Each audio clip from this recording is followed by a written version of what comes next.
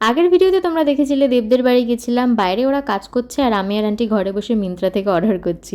Aunty এখানে বলছে আমার ফোনে বেশি ভালো ছবি আসে, তোর লাভ কী হয়েছে এত দাম দিয়ে ফোন কিনে। তারপর বিকেলবেলা আবার চা করে সবাই মিলে খেলাম।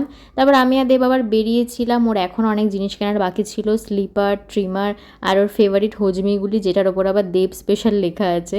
তারপর আমি একটু ফ্রুটি খেয়েছিলাম আর ওকে বলেছিলাম সকালে বেরোতে, সেই সন্ধ্যাবেলায় বেরোলো।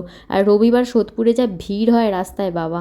তারপর আমরা একটু পকোড়া খেলাম আর বিরিয়ানি নিয়ে আর আমার নতুন ফোনের জন্য একটা কভার কিনে চলে এলাম বাড়ি। তারপর এদিকে সব ঠিকঠাক করে আন্টি ওর ব্যাগগুলো গুছিয়ে দিচ্ছিল, আমি আবার দেবের জন্য এইগুলো নিয়ে এসেছিলাম। আবার দেখতে দেখতে দেবের কাতার যাওয়ার সময় চলে এলো, কি দুঃখ আমার। যাই হোক, তারপর সবাই বসে একটু গল্প করছিলাম। আন্টি আর মানির মেন টপিক ছিল আইফোনে একদম বিচ্ছিরি ছবি আসে। দেবের রাতেই ফ্লাইট, তাই যত টাইম বাড়ছিল ওর মনটাও খারাপ হয়ে যাচ্ছিল। আমরা তাড়াতাড়ি ডিনার করে নিয়েছিলাম, রাতে আবার এয়ারপোর্ট যেতে হবে। এরপর কী কী করলাম পরের ভিডিওতে দেবো, ততক্ষণে সাবস্ক্রাইব করে নাও, টাটা।